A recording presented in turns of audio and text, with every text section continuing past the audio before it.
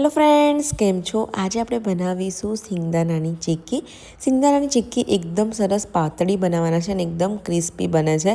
તો ચાલો એનું પરફેક્ટ માપ જોઈ લઈએ. સૌથી પહેલાં શેકેલા સિંગદાણાને છોડા કાઢી અને આ રીતે દસ્તાની મદદથી થોડા અધકચરા વાટી લેવાના, જેથી ચીક્કી વણવામાં ખૂબ જ ઇઝી રહે. બસ તો એક વાડકી શેકેલા સિંગદાણા અને એક વાડકી ગોળ એક સરખું માપ લઈ લેવાનું છે. કઢાઈની અંદર તમારે 2 ચમચી જેટલું પાણી મૂકવાનું છે. હવે ગોળ એડ કરવાનો છે. તો ગોળનો પાયો કરવાનો છે. જે રીતે આપણે તલની ચીક્કીનો પાયો કર્યો, બસ એ જ રીતનો તમારે કડક પાયો કરવાનો છે.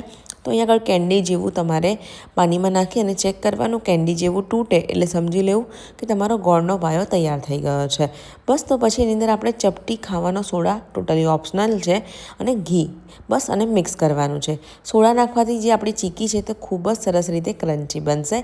અને શેકેલા સિંગદાણા એડ કરી બરાબર મિક્સ કરવાનું છે. હવે આગળ બટર પેપર લેવાનું છે. બટર પેપરમાં ઘી લગાવી અને સરસ સ્પ્રેડ કરવાનું છે. ઉપર પણ આપણે બટર પેપર લગાવી દઈશું, જેથી ચીક્કી ગરમ પણ નહીં લાગે અને ગરમ ગરમમાં એકદમ પાતળી વણાશે.